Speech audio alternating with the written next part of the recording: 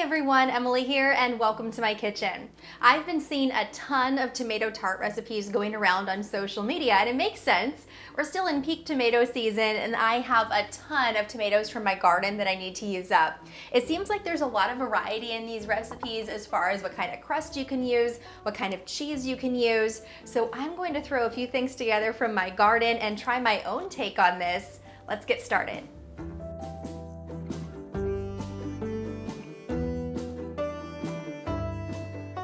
I'm gonna get started with my crust, so I'll set my tomatoes and herbs off to the side and begin by ripping off a piece of parchment paper that'll cover a baking pan.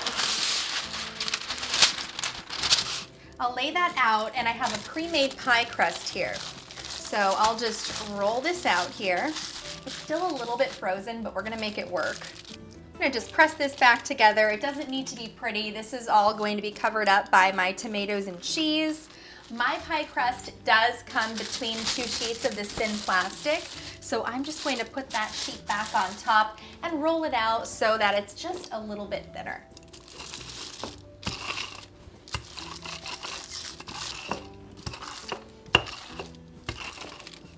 Now that I have my pie crust rolled out, I'm going to remove that top piece of plastic, place my sheet of parchment paper on top, and then just flip it over and remove that other plastic sheet. As simple as that. Now, if your pie crust doesn't come like that, you can just do this between two sheets of parchment paper, or you can leave that out entirely. This just makes it a little bit easier to transfer. I have my baking pan here. Going to transfer my pie crust onto the baking sheet, and now I'm going to set this aside. I'm gonna get started on my cheese mixture. I have a carton of ricotta here, so I'll add in probably a cup or so of ricotta cheese. And then I'm going to add my fresh herbs to this, so I'll set it aside for now. I have a bundle of herbs here from my garden. I have a little bit of chives, basil, and parsley. I'm going to give these all a chop up and add that to my cheese mixture. Start with my basil. I'll just pick off the leaves. I just have this growing in my windowsill and it tends to grow really well inside. I haven't had the same luck with cilantro, but this has been doing great for over a year.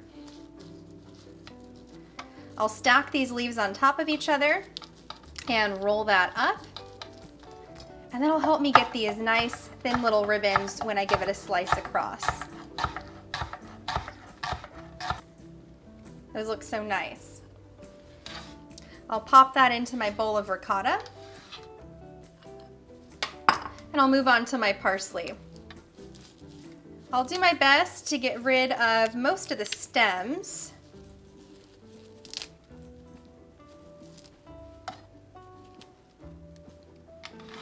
Gather that up into a nice little bundle and give that a good chop.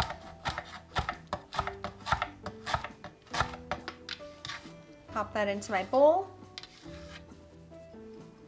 And finally, move on to my chives.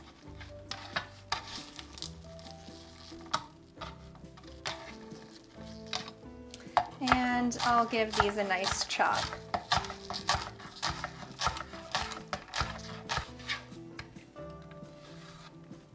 Since ricotta isn't very salty, I am going to season this with both salt and pepper. So I'll give this a nice, generous crack of pepper. You can add some garlic at this point if you want to. And about a 1/4 teaspoon of salt or so. Then I'll mix this together.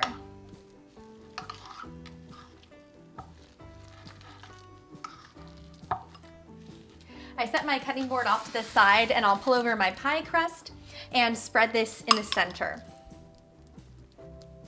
I don't want to go all the way to the edges with this because I'm going to leave a little room to fold over that edge around the top of my tart. So I'll just spread this and leave about 1 inch to 1.5 inches of overhang on the pie crust. Perfect. I'll set this off to the side while I slice up my tomatoes.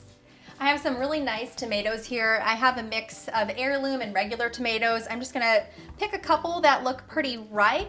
I also have a few leftover cherry tomatoes from a charcuterie board this past weekend, so I'm gonna try and use these up as well. If you find that you struggle with slicing tomatoes, try using a serrated knife. It just cuts through it a lot easier and a lot cleaner, and that's going to keep it from kind of squishing down the tomato. That's usually the problem when you use a regular knife. I'm gonna do nice thick slices of tomato. Not super thick, but enough that they definitely have a nice bite to them. Anything like this where I have a little portion of that stem, I'm gonna go ahead and cut out the center. That would not be nice to bite into.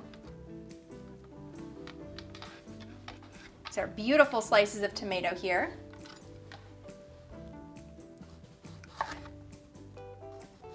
I'll go ahead and pat these dry so they're not too liquidy on the tart. They are very ripe, very juicy tomatoes. It's not important that they be totally dry, but this is just going to keep things from getting too soggy.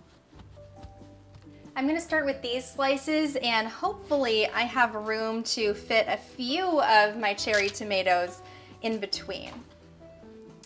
I'll try and mix up the heirloom slices and the regular slices just so it has a nice variety to it. This is looking beautiful. I think I can squeeze in a couple of cherry tomatoes.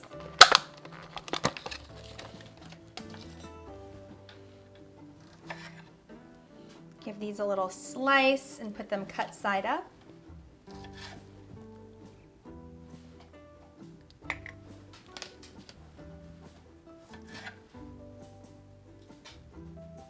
This looks so pretty.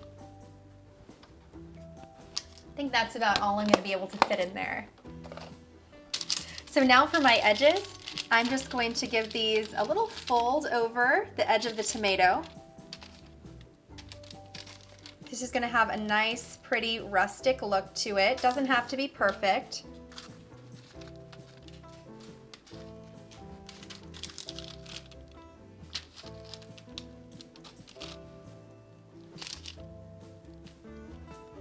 Looks beautiful. I'll season that with just a little crack of salt and a nice drizzle of olive oil. And then I'm gonna pop this into a 375-degree oven for about 40 minutes. Could go longer. I'm gonna check on it after 40. I just pulled my tomato tart out of the oven and it looks fantastic. The entire house smells amazing. So I'm really excited to try this, but I'm gonna let it cool off first. This is how you know it's ready to come out of the oven. We have a nice golden brown crust, the tomatoes are cooked through, and the cheese was a little bubbly in the oven. I'm going to go ahead and sprinkle on some Parmesan cheese that I grated up while this is still warm. Let it cool off for a few minutes, then we can cut into this and try it.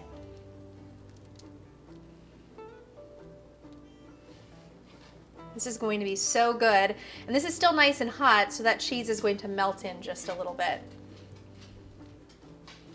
This has had a few minutes to cool off, and all of that Parmesan cheese has really melted into it. I'm gonna give this a slice and see how it tastes. I think it's gonna taste really good.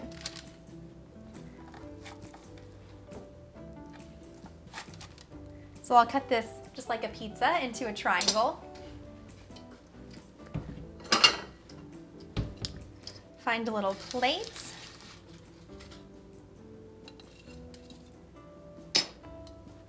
And that just looks so nice. It's gonna be so delicious. All right, let's give this a try.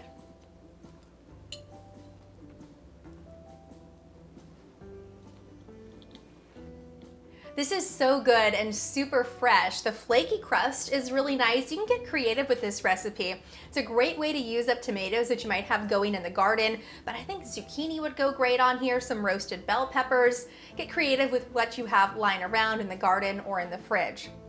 You could use a puff pastry crust instead of a pie crust, and a combination of different cheeses. Really very versatile, very fresh recipe, and I hope that you try it and that you like it. Thanks so much for watching. I hope you liked this video, and if you did, don't forget to hit the subscribe button and the bell icon so you can get notified every time I post. If you want to see more recipes that I found on the internet, check out the playlist that I have linked off to the side. As always, you can find the full recipe to this in the description box down below, along with links to all my social media pages and my Amazon page for all my cooking favorites. Hope to see you back here next time.